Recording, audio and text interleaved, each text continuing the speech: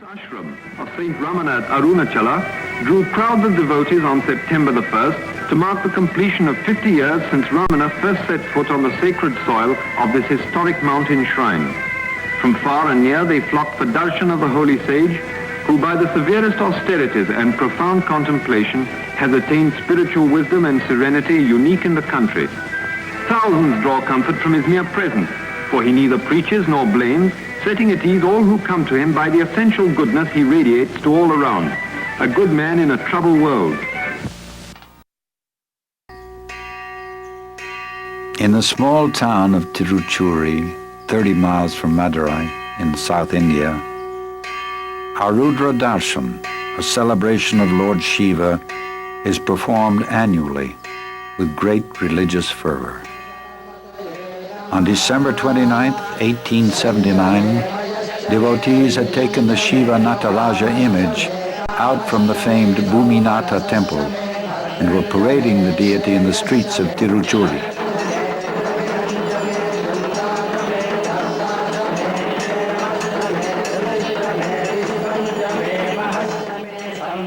Late at night, about 1 a.m., when the festivities were concluding and the image was being carried back into its sanctuary, a small, sharp cry of a newborn babe was heard just outside the temple wall. The boy, Venkataraman, later to be acclaimed by the world as Bhagavan Sri Ramana Maharshi, was born.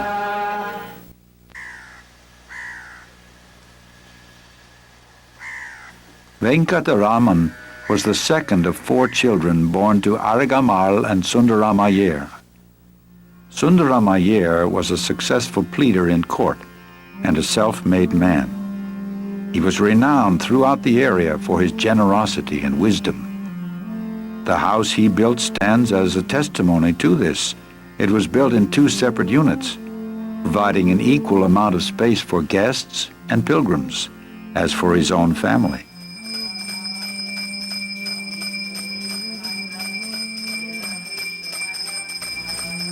Today, this house is maintained as a shrine where daily worship is performed and pilgrims often visit.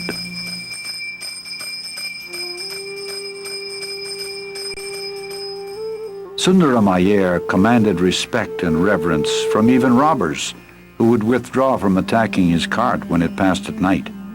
His wife, Alagammal, was a hard-working and gracious Orthodox homemaker. Her innate spirituality later became known as it blossomed under the direct guidance of her son in the evening of her life. The boy, Venkataraman, attended the local elementary school like other boys of his age and status.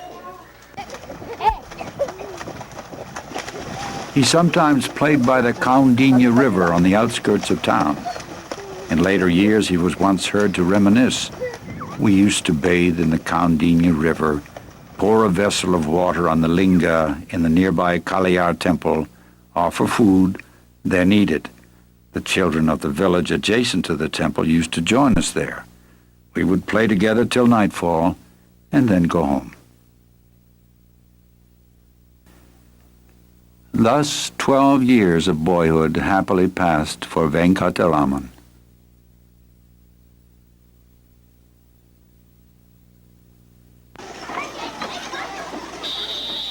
In 1891, he was sent for higher schooling to relatives in Dindigul, where he attended Dindigul Municipal High School. This larger town is about 70 miles north of Tiruchuli. He was living in this house for less than 1 year when the ominous news of his father's serious illness reached him. He immediately returned home, and within a few days, on February 18th, 1892, his father died. With no man to lead the household or adequate income to maintain it, Venkataraman's family was divided among relatives. He and his older brother went to live with their paternal uncle, Iyer, in Madurai. Alagammal, her daughter and youngest son, went to stay with other relatives in a nearby town.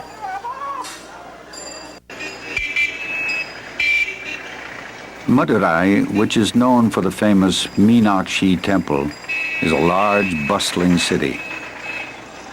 Venkataraman first joined the Scots Middle School, and by the time he advanced to the American Mission High School, it became clear to all that this boy would never be a scholar. He preferred games and athletic activities. If it wasn't for his amazing retentive memory, the neglect he showed toward his studies would have definitely alarmed his guardians. In fact, nothing to this point in his life revealed any real purpose or meaning to him. Swimming in the Vegay River and competing in sports was a happy diversion for him, especially since he was blessed with health, strength, and coordination, enabling him to excel all others.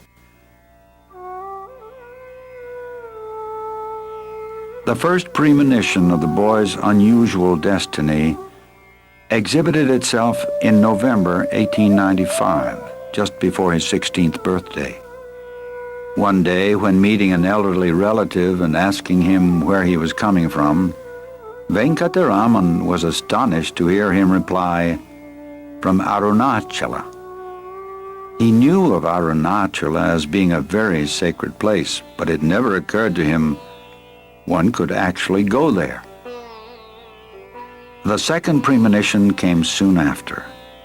His uncle had borrowed a book of the 63 Tamil saints titled Periyapuranam.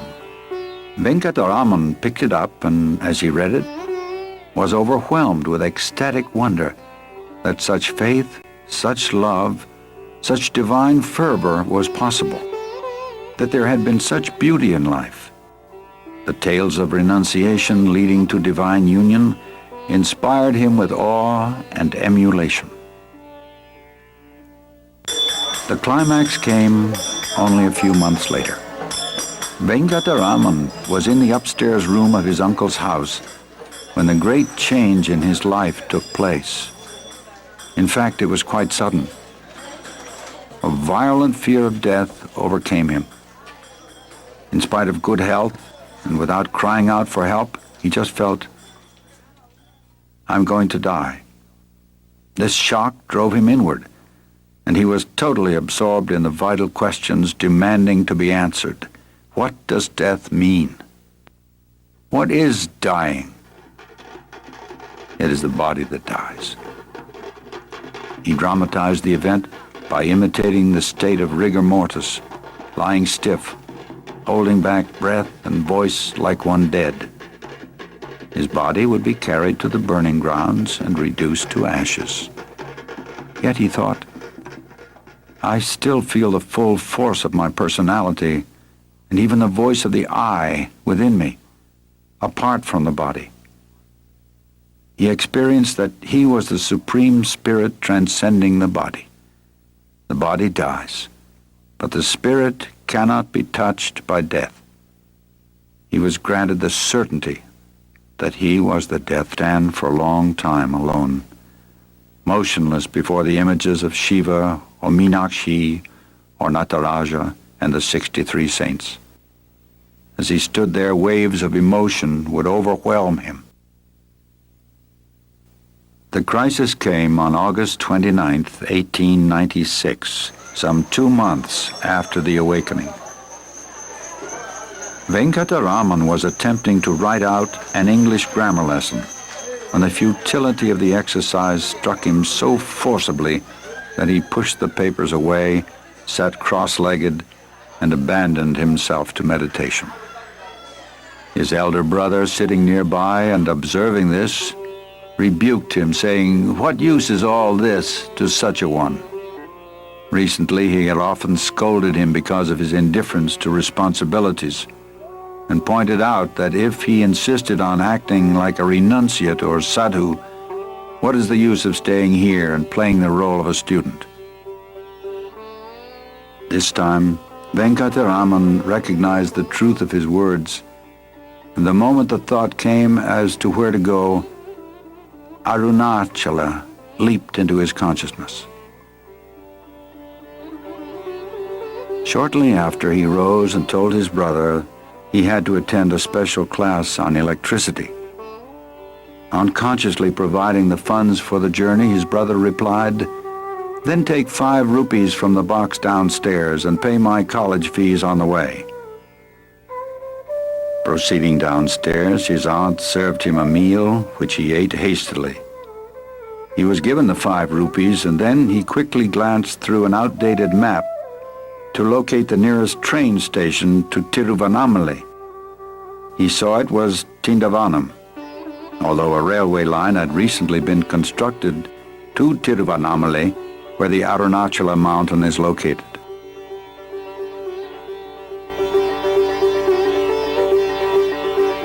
Placing the following note in a cupboard, he left, not for his school, not to pay the college fees, but for the quest. "I have set out in quest of my father in accordance with his command. It is on a virtuous enterprise that this has embarked. Therefore let none grieve over this act, and let no money be spent in search of this. Your college fees have not been paid. 2 rupees have been enclosed herewith."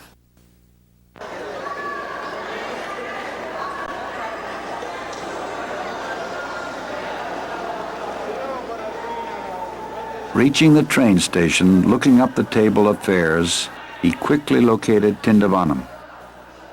Had he looked closer, he would have seen the town Tiruvannamalai, but he was already late for the noon departure. Purchasing his ticket and rushing to the platform, he was relieved to find the train had not even come into the station. Once on his way, Venkataraman sat silent among the passengers, lost in the exaltation of his quest. After passing several stations, a bearded Muslim pundit asked him where he was going. A discussion ensued which resulted in his realizing he could change trains at Virupaksha Junction and board another for Tiruvannamalai itself.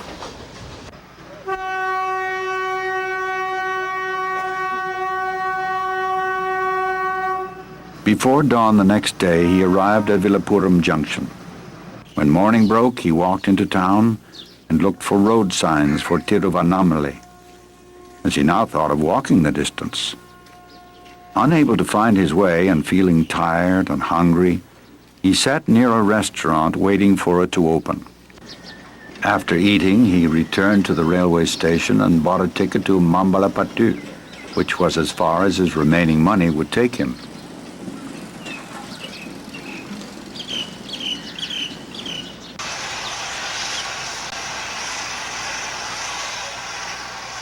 He reached Mambalapattu in the afternoon and from there walked along the railway lines toward his destination. A 10-mile walk took him as far as Tiruchuli.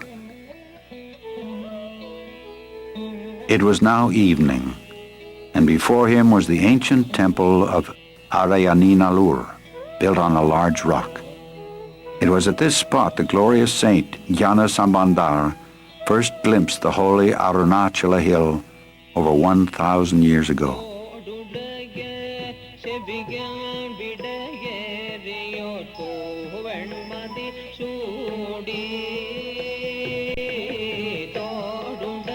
Soon after Venkataraman reached the temple, a priest opened the doors to perform the evening worship. The boy entered, sat in a pillared hall, and immediately beheld a brilliant light pervading the whole temple. After rising and searching to find out from where this light emanated, he soon realized it was from no physical source. He again sat absorbed in meditation, only to be roused by the temple cook, who asked him to leave, for they were locking the temple doors.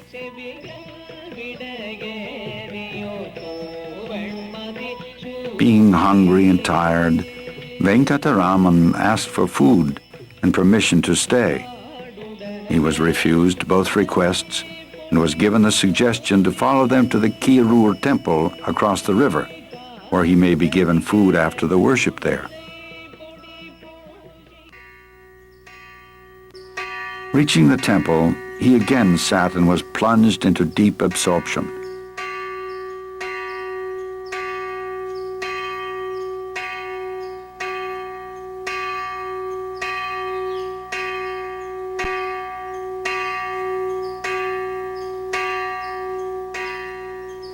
At 9 p.m., the worship was finished and supper was served.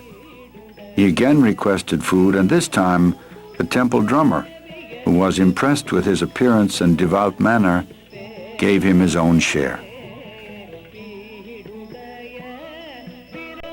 By now, he had become very tired. He took his leaf plate of food in hand and was led out to a nearby house to obtain some water. While waiting for the water, he collapsed in a faint or sleep. A few minutes later, he came around, drank some water, ate some food, and then lay down on the grass to sleep. Next morning was Monday, August 31st, the birth anniversary of Sri Krishna. When Venkataraman woke, he walked about looking for the road and began feeling tired and hungry again. Tiruvannamalai was still 20 miles away. He stopped at this house near the Kirur temple to beg for food, and the mother of the home warmly responded to this bright-looking boy on this holy day of Sri Krishna. Venkataraman was wearing the traditional ruby-set earrings worn by Brahmin boys, which were worth some 20 rupees. Remembering this, he offered it to the head of the household for a loan of 4 rupees, enabling him to complete his journey by train.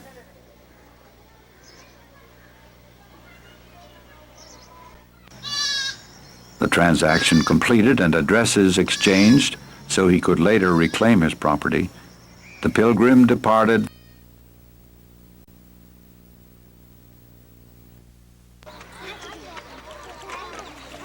Leaving the temple, Venkataraman wandered out into the town.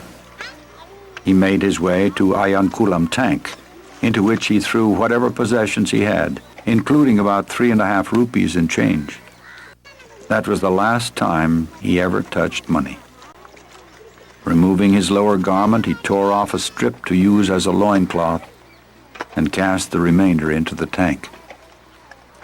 Someone noticing the lad's apparent mood of renunciation amusingly suggested to him to have the barber remove his hair also. He agreed. Returning to the temple, and just before entering the main gate, a short, hard shower of rain burst down on him. This rain bath, he thought, was sufficient compliance to the scriptural injunction of bathing before taking up the life of an ascetic. All formalities completed, Venkataraman entered the temple and took up his abode in the 1,000-pillared hall.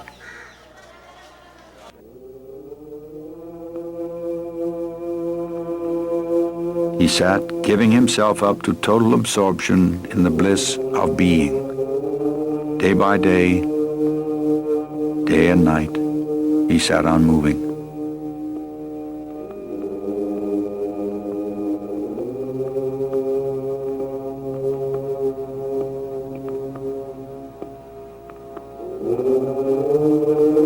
For some weeks he continued so, lost in ecstasy, never speaking.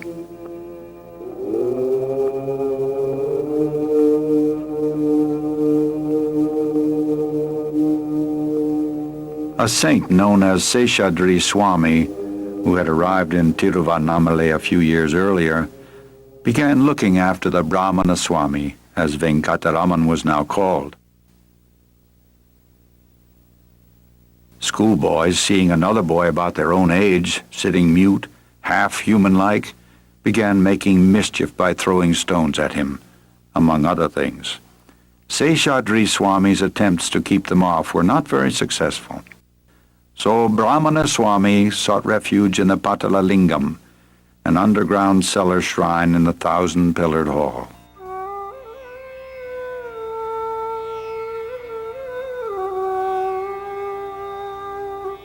In those days, This vault was neglected and seldom visited by humans, but the ants, vermin, and mosquitoes flourished in its dark, damp atmosphere. In this corner, they preyed upon the boy's flesh until his thighs were covered with sores that ran blood and pus. To the end of his life, the marks remained. The few weeks he spent there was a descent into hell, and yet absorbed in the bliss of being, he was unmoved by the torment. It was unreal to him. One day a pious man, seeing boys throwing stones into that cellar, became indignant and chased them away. Entering the vault, he was horrified to discover the ill-kept youth who sat unaware of his surroundings.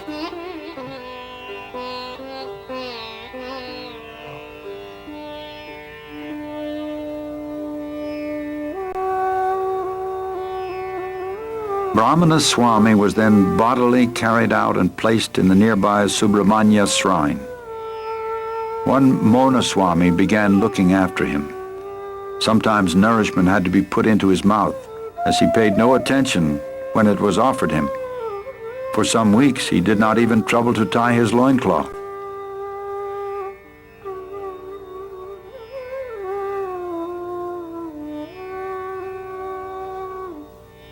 After a few weeks, he moved out to the temple garden, then later to the hall of the temple vehicles, later again under a tree near the temple wall. In this way, for nearly 6 months, he resided within the great temple. He remained almost always completely absorbed in a blissful trance. He would even move about in this trance, for on waking to the world, he would sometimes find himself under a different bush with no recollection of how he got there.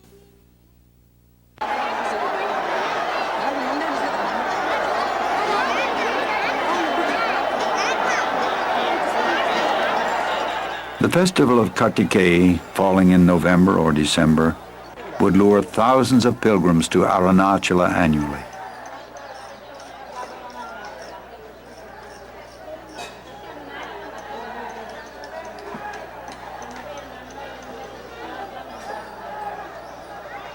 Ramanasramam began to attract much attention and devotion from these pilgrims, who saw in him a pinnacle of renunciation and union with God.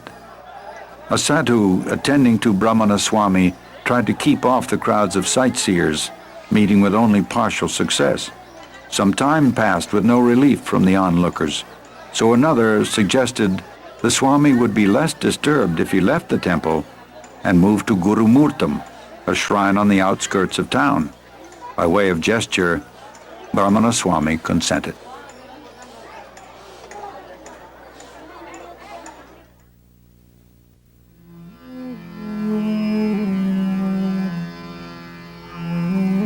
In February of 1897, about 6 months after his arrival in Tiruvannamalai, he left the Arunachala temple for Gurumurtam. There was no change in his mode of life. He would sit in this shrine, his mind and senses merged in the divine. He would eat only 1 cupful of food daily and never speak. Others thought he was observing a vow of silence, but it was not so. He simply had no desire to speak or attend to the needs of his body. His hair grew long and matted.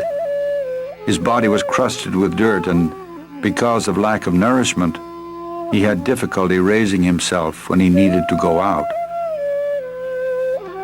It was here that a sincere devotee, Ramanasramam, attached himself to the young sage.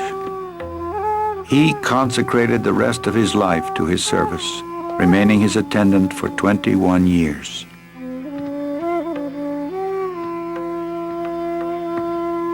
The owner of a neighboring mango orchard noticed the number of pilgrims and sightseers increasing, causing some disturbance. He offered his fenced-in orchard as an alternative residence. In May 1898, after a little more than a year at Gurumurtam, Ramanasramam and his attendant moved into the orchard. The mango trees have long since been cut, and the land is now used for growing rice. But the sanctity derived from the young sage's residence will prevent these grounds from reseeding into obscurity.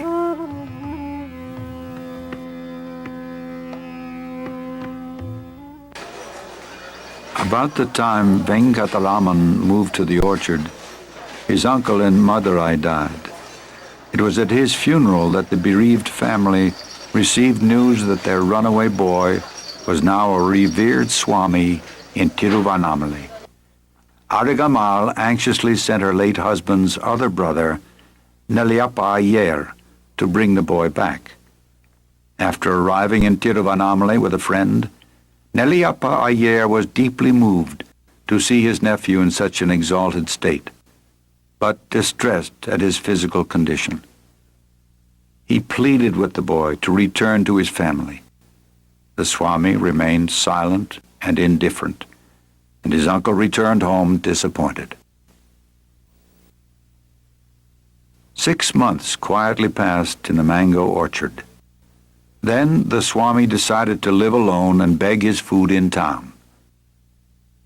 He moved to this Arunachala temple. Paranaswami, his attendant, insisted on following him.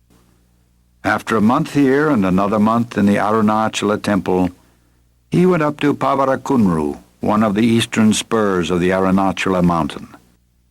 He stayed in the temple there and continued to sit, as before, immersed in the bliss of being. It was here, near the end of 1898, where Alagammal found her son.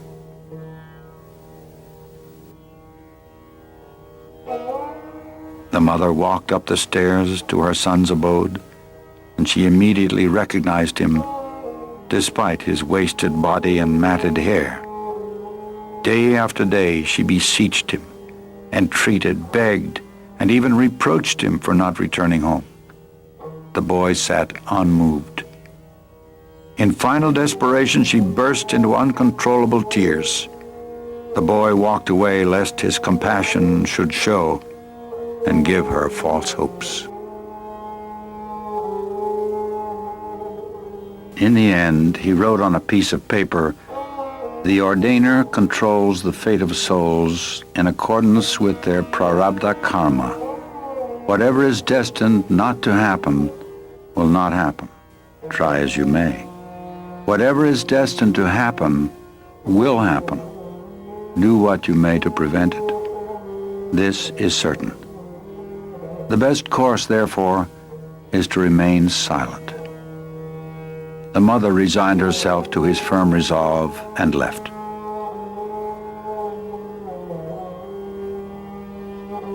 Shortly after the mother left, the Swami moved up on the hill just above the great temple. As varying circumstances dictated, he moved from cave to cave on this slope until 1922, although his primary residence till 1916 was the Virupaksha cave.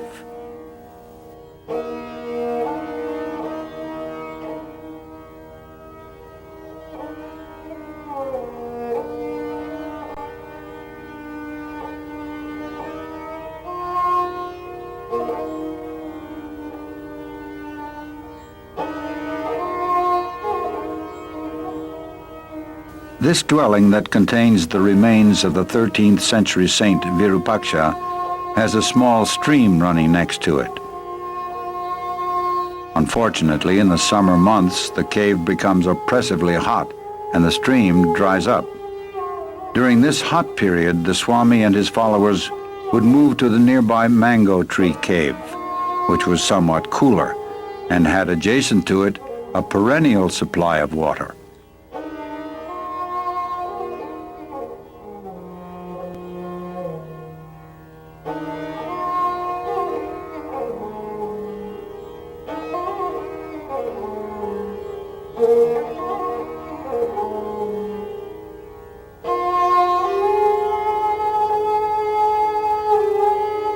In 1900, soon after his move onto the hill, the first portrait photo of the young Swami was taken.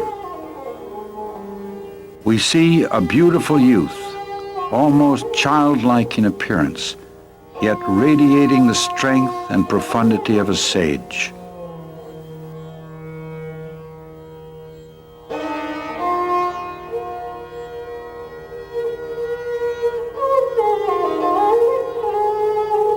During the early years on the hill, the Swami continued to maintain silence. His radiance had already drawn a group of devotees around him, and an ashram had come into being. He occasionally wrote out explanations or instructions for his disciples, but his not speaking did not impede their training, for his most effective instruction was imparted in silence. Merely by sitting in his presence, restless minds came under control, and long-sought spiritual experiences manifested of their own accord. This penetrating and transforming silence became the hallmark of the young sage. The first Western visitor, F.H. Humphreys, an English police officer, described its effect in a letter to a friend in England. On reaching the cave, we sat before him at his feet and said nothing. We sat thus for a long time, and I felt lifted out of myself.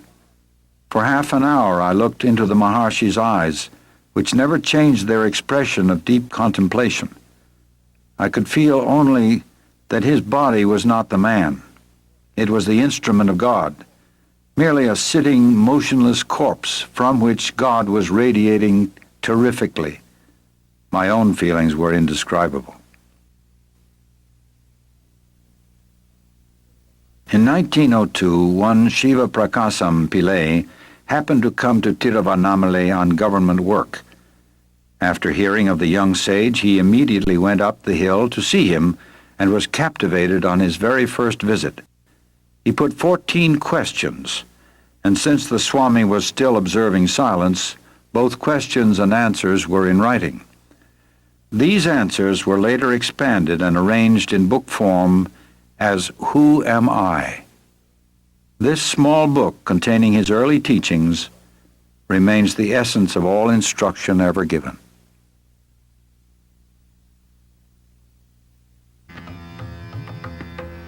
Altogether outstanding among the early devotees of the Swami was the great scholar and ascetic popularly known as Ganapati Muni. He was a man of towering ability, a child prodigy in Sanskrit, a phenomenal memory, a man of intense sincerity, natural humility, and devotion. His very presence evoked awe and respect. In 1903, as a young man of 25, he moved to Tiruvannamalai, thinking it a good place to perform austerities. By the year 1907, doubts began to assail him. And one hot afternoon, with great agitation, he ran up the hill to the Swami, fell at his feet, and with a voice quivering with emotion said, "All that has to be read I have read. Even Vedanta Shastra I have fully understood. I have performed japa to my heart's content, yet I have not up to this time understood what tapas is. Therefore I have sought refuge at your feet. Pray enlighten me as to the nature of tapas." The Swami turned his silent gaze upon him for some 15 minutes, and then replied, "If one watches whence the notion I arises, the mind is absorbed into that. That is tapas. When a mantra is repeated, if one watches the source from which the mantra's sound is produced, the mind is absorbed in that. That is tapas."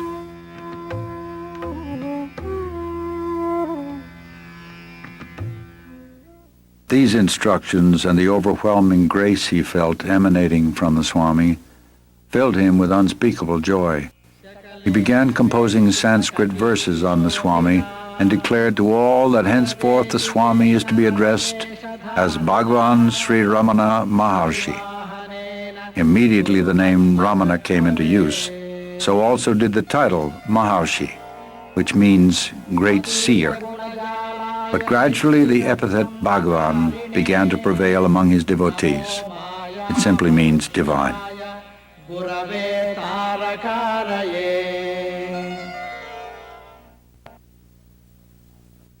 In 1916, Ramana's mother, Alagammal, came to Arunachala with the resolve to spend the rest of her life with her ascetic son. Her eldest son had died. The wife of Nagasundaram, her youngest son, also died, leaving behind a baby boy. Nagasundaram left his son with his childless sister, Alamelu, joined his mother and sage brother, and donned the ochre robes of a renunciate. Soon after his mother's arrival, Ramana moved from Virupaksha cave to Skanda ashram, a little higher up the hill. Mother took charge of the ashram kitchen and received intense training in spiritual life from her son, whom she now came to look upon as a divine being. During her last years at Skanda ashram, she intuitively realized that her salvation depended on her son, who was now her sole refuge.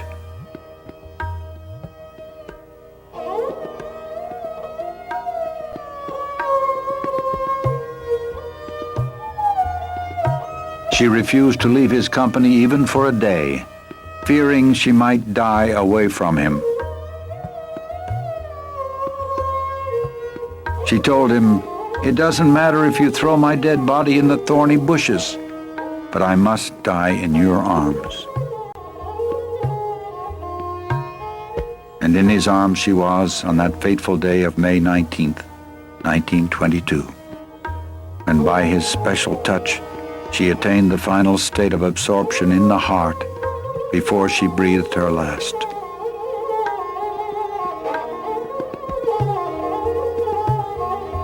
Sri Kunju Swami, who witnessed the mother's last hours at Skanda ashram, describes the scene. On that last day, from 5 o'clock, there was a premonition that this was Mother's final day.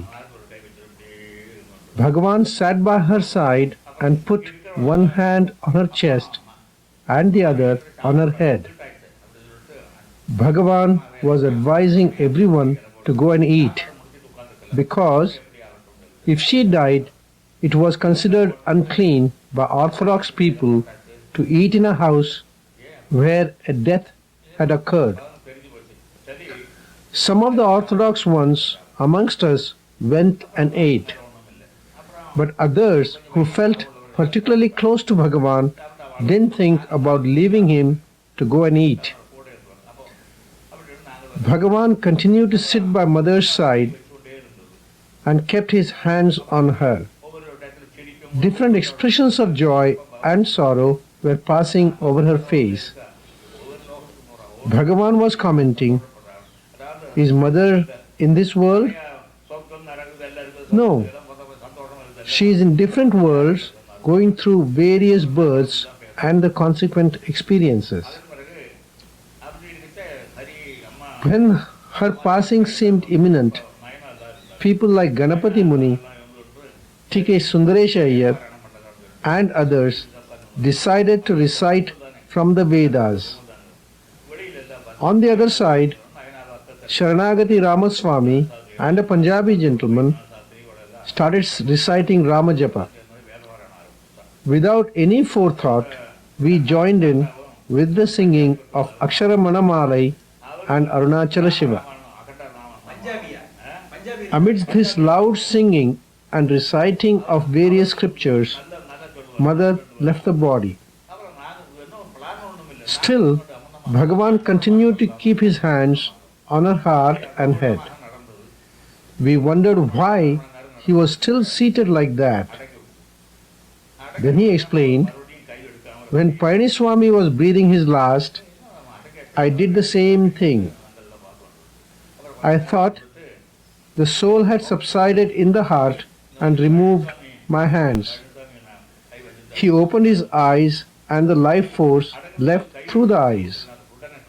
So this time, to be certain, I'm keeping the hands on longer than needed." I learned this important secret from Bhagavan that day. He then got up and we all ate. After eating, we gathered again near the body without any feeling of pollution.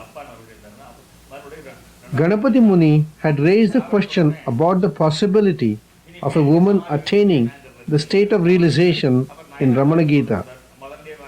Bhagavan had said that the state of realization does not relate to the form of the gross body. So we all felt satisfied that Mother had attained liberation and were happy. Happier indeed because we saw that Mother's face and body were now radiating such luster and light. The mother's body was carried down to the foot of the southern slope and buried with all the ceremony and rites according to a liberated soul, Ajnani. A shrine was erected over the grave, and the Maharshi would visit it almost daily.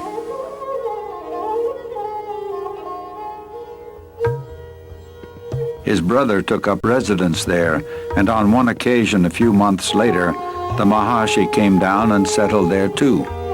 The devotees from Skanda Ashram followed him, and thus was founded Sri Ramanasramam.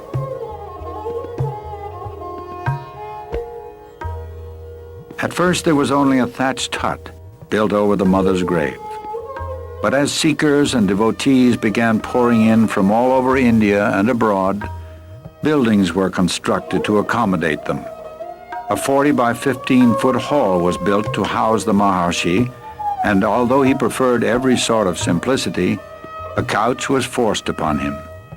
This became his home for most of the 24 hours of the day.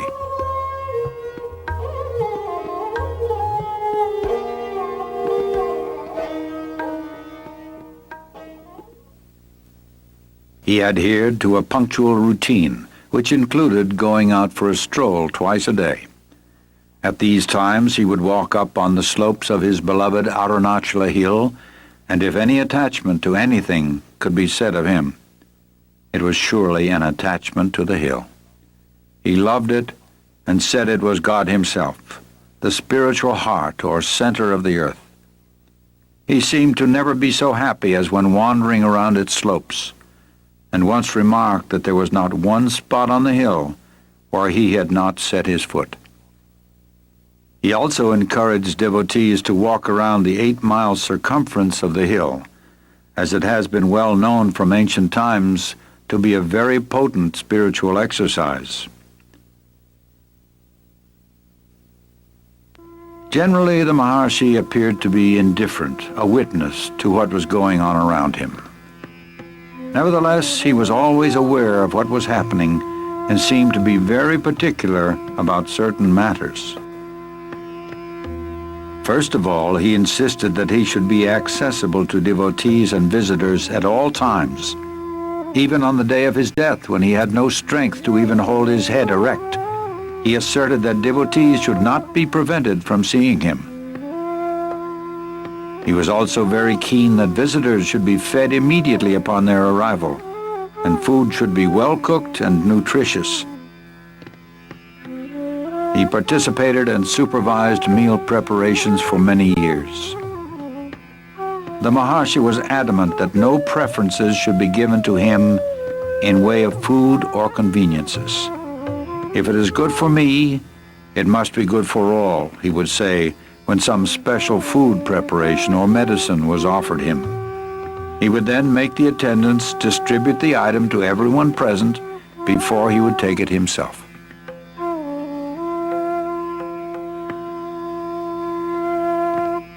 In his company, one would notice a total absence of distinction between men and women of different castes and creeds, of different races and religions, between a prince and a peasant, an ascetic and a householder. His equality extended far beyond human beings and embraced even plants and animals.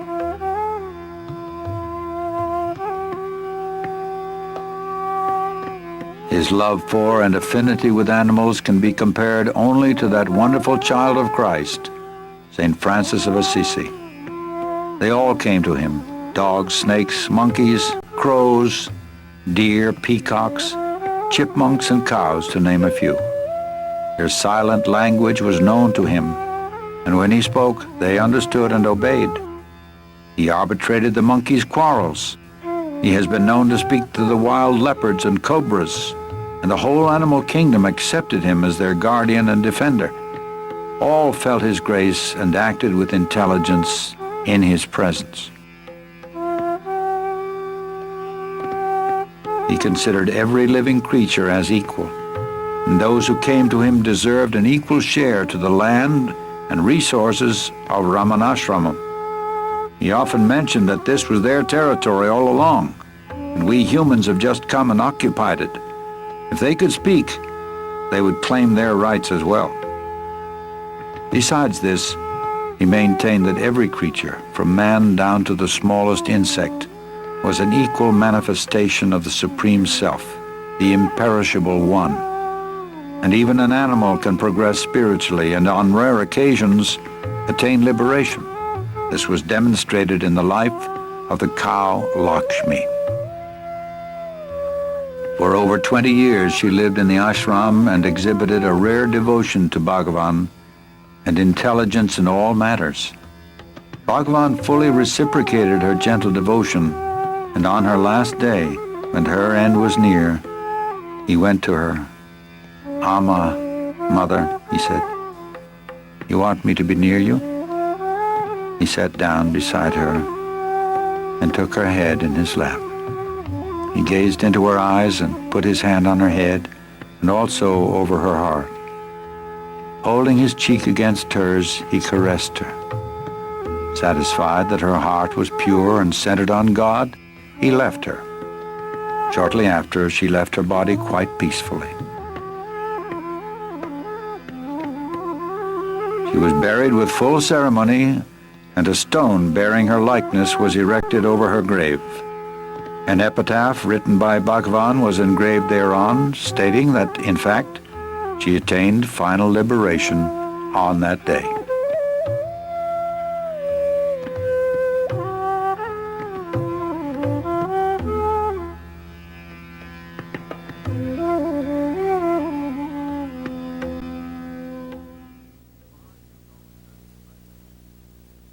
The Maharshi was always very tidy and clean. He was invariably punctual, and his frugality was flawless. Nothing ever went to waste. He was often seen bending over to retrieve a lone grain of rice and return it to its proper place. Whatever work he performed, he did with full concentration, with greater speed and perfection than anyone could match. And all the attention lavished on him didn't affect him. He never wanted anything from anyone. He was fully satisfied with the pristine fullness of the Supreme Self. As for human attributes, his personality and character bordered perfection. But his most outstanding feature was not human. It was divine. It was that divine, transforming quality of his presence that attracted thousands to him from all corners of the world. His very presence, his silence, quelled the agony of many hearts and transported mature souls to the realm of spiritual fulfillment, self-realization.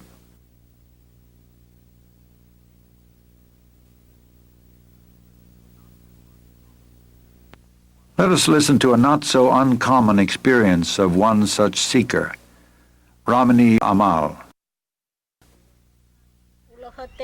Bhagwan's look was real magic.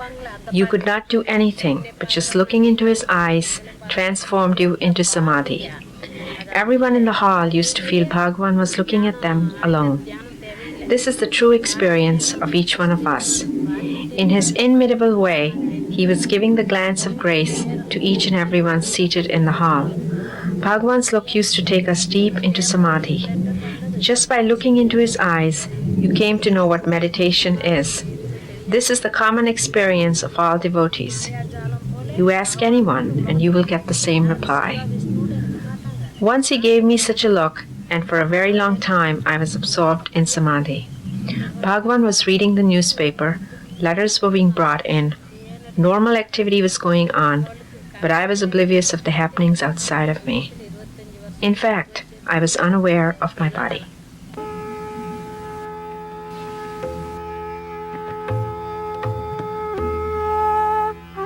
The sincere seekers flocked to him, and the intensity of their sincerity was reciprocated in full in an unseen manner, known only to the seeker. He explained to the devotees that although one may see varied visions, hear supernatural sounds, experience clairvoyance, even develop occult powers such as invisibility, the materialization of objects, and so forth, it is not until the mind is perfectly silenced and sunk into the heart, the seat of the Supreme Self, can the final truth be realized and perfection attained. With or without visions, his guidance would take them beyond the limitations of body and mind and awaken the pure awareness of the Self in the heart. Professor N.R. Krishnamurti Iyer, an ardent senior devotee of the Maharshi, recalls his experiences while sitting before the Master in 1934. Quite a long time, for a number of hours. Sometime about the midnight, I never moved about. I simply stayed where I was. I was unconscious of what things were happening around. The light, just you see light from a concave mirror being focused, a parallel beam. When you project on a concave mirror, it is focused on a focal point. That focal point was the heart. At that focal point, all that light was drained. The heart was open. The Kundalini Shakti was completely sucked into that heart. That was the seat of Arunachala, Ramana. And there, when the open, usually heart is closed. The heart open, I never knew any of these things. I have never read any theory. These are all practical experiences. When throughout the night, immediately, there gushed forth a flood of nectar from the heart.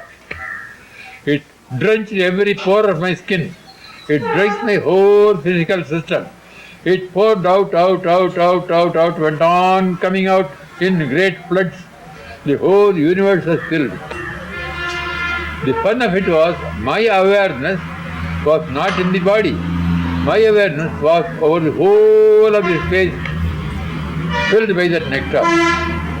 The whole universe was nectar. Nectar, I call it ether. You may give it a name, something very subtle, but alert with awareness at every point. And that all the bodies there, living and non-living, were simply like flakes, snowflakes, floating in that ocean of nectar.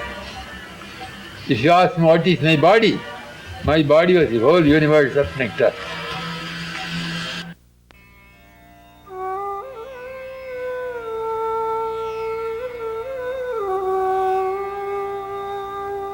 By his look and the power of his presence, he effected subsidence of the mind and the experience of the one perfect reality. He often said that the true teaching was in silence, but this does not mean verbal expositions also were not given. And although he authorized many different methods of spiritual practice, he, however, laid the greatest emphasis on the path of self-inquiry. The first and foremost of all thoughts that arise in the mind is the primal I thought. It is only after the rise or origin of the I thought that innumerable other thoughts arise. Search by means of a deeply introverted mind wherefrom this I arises. If we go inward questing for the source of the I topples down, and immediately another entity will reveal itself proclaiming I. Even though it also emerges saying I, it does not connote the ego, but the one perfect existence. People of all religions came to him, and he never advised any of them to change their faith or abandon their creeds. He answered all their questions patiently, but in the end brought them round to the self.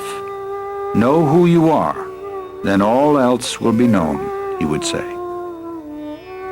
To a question put to him about happiness, he replied, "Happiness is your real nature. You identify yourself with the body and mind, feel its limitations, and suffer. Realize your true self in order to open the store of unalloyed happiness. That true self is the reality, the supreme truth, which is the self of all the world you now see, the self of all the selves, the one real, the supreme, the eternal self, as distinct from the ego or the bodily idea for the self."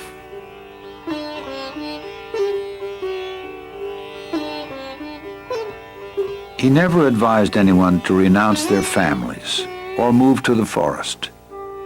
"The obstacle is the mind," he would say. "It must be got over whether at home or in the forest. And why should your occupation or duties in life interfere with your spiritual effort? By giving up activities is meant giving up attachment to activities or fruits thereof, giving up the notion, I am the doer." The practice of his teaching doesn't require outward rituals or ceremony. It takes one straight to the source of one's own being, which is the source from whence all religions spring and must ultimately resolve. It can be practiced by men and women of all walks of life, regardless of their environment.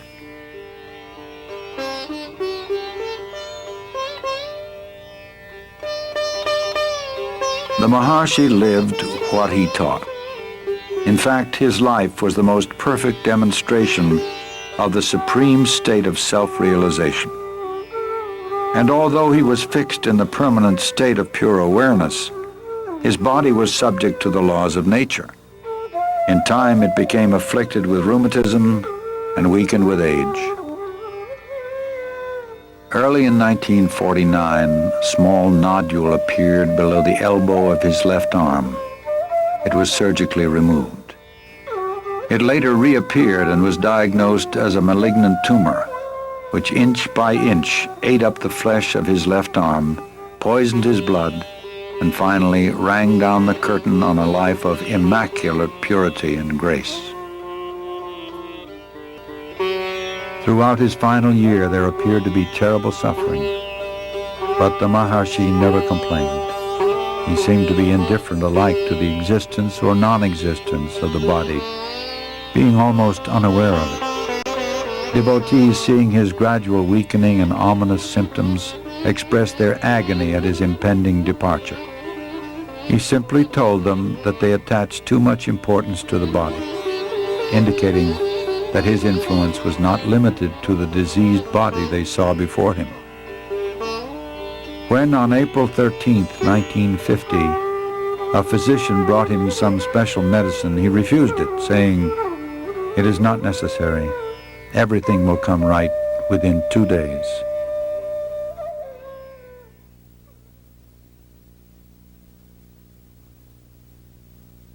The next day, a long crowd filed past the open doorway. The disease-racked body they saw there was shrunken, the ribs protruding, the skin blackened. It was a pitiable vestige of pain. And yet, at some time during these last days, each received a direct, luminous, penetrating look of recognition, which was felt as a parting infusion of grace. "They say that I am dying, but I am not going away. Where could I go? I am here." He repeated this several times, implying clearly that the end of his body would not interrupt the grace and guidance.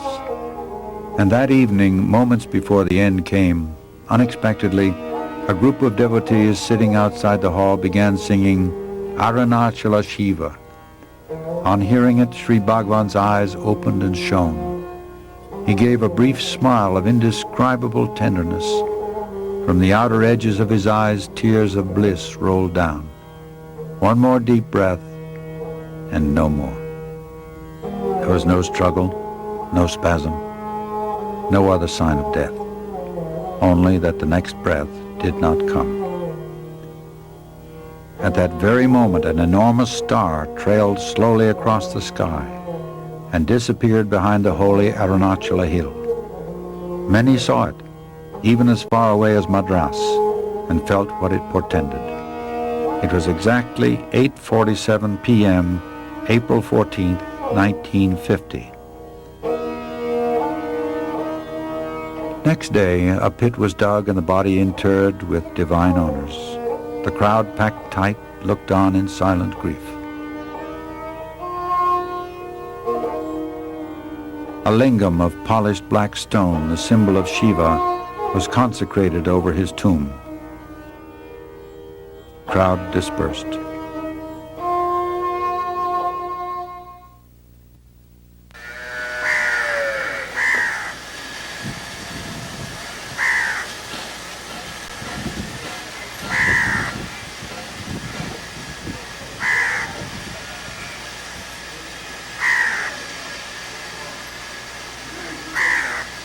After the first shock of bereavement, devotees slowly began to be drawn back to Tiruvannamalai.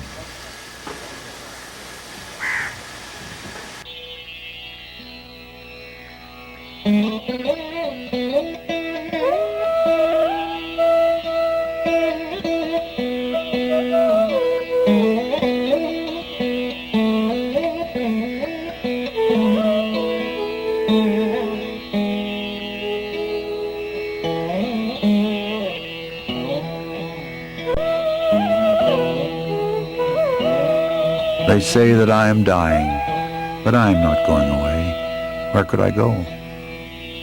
I am here. They quickly discovered how true this was. More than ever, he has become the inner guru, guiding seekers more actively, more directly. The devotees, wherever they may be, find his grace and support, his inner presence, not merely as potent, but even more potent than ever before.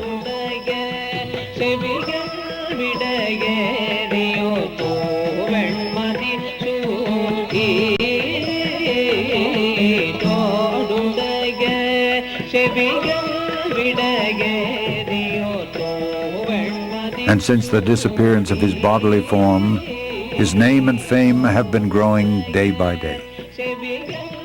Now, in greater numbers, thousands flock to his tomb and feel the powerful influence of his presence. Houses and cottages have sprung up in and around his ashram.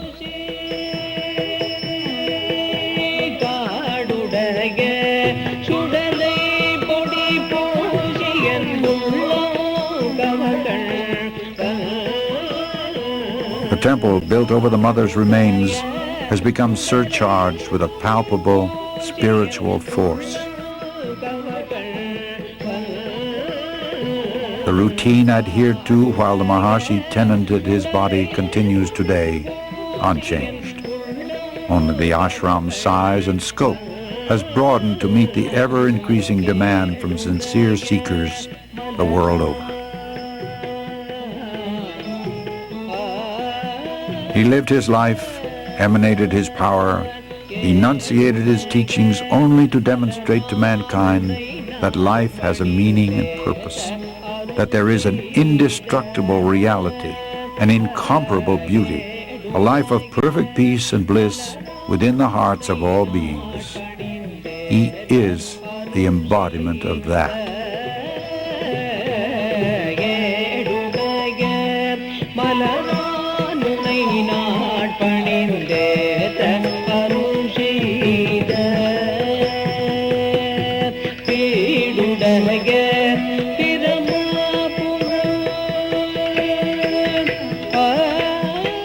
A visit to Sri Ramanasramam intimately binds one to the divine presence of Bhagavan Sri Ramana Maharshi.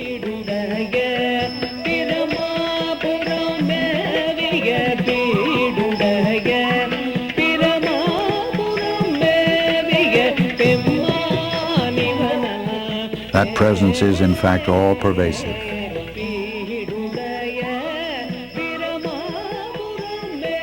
It is here and now. It is the self of all.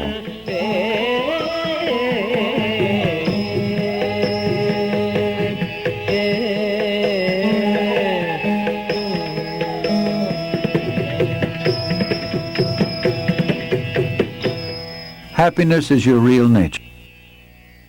Realize your true self in order to open the store of unalloyed happiness.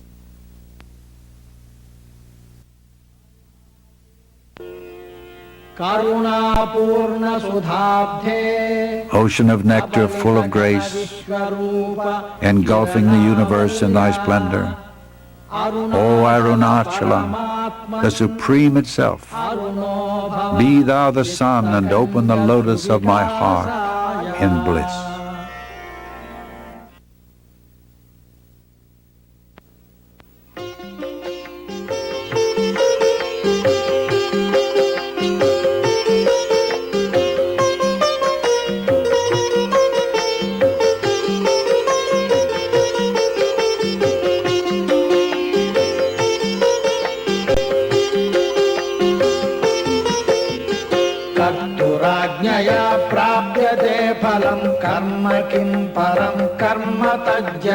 कृतिमहोदधौ पतनकारणं फलमशाश्वतं गतिनिरोधकम् ईश्वरार्पितं नेच्छया कृतं चित्तशोधकं मुक्तिसाधकं कायवाङ्मनः कार्यमुत्तमं पूजनं जपश्चिन्तनं क्रमात्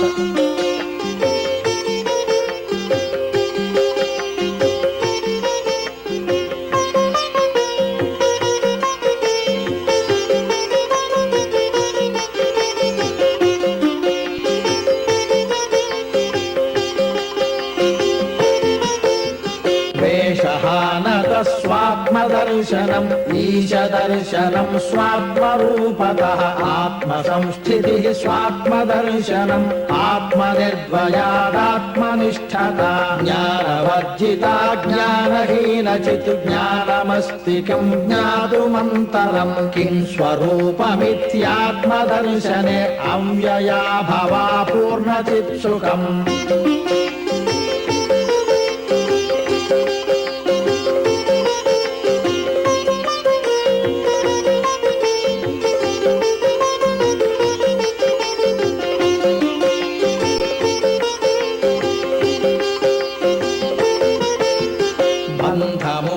ीतं परं सुखं विन्दतीह जीवस्तु दैविकः अहमपेतकं निजविभानकं महदिदं तपोरमणवागियम्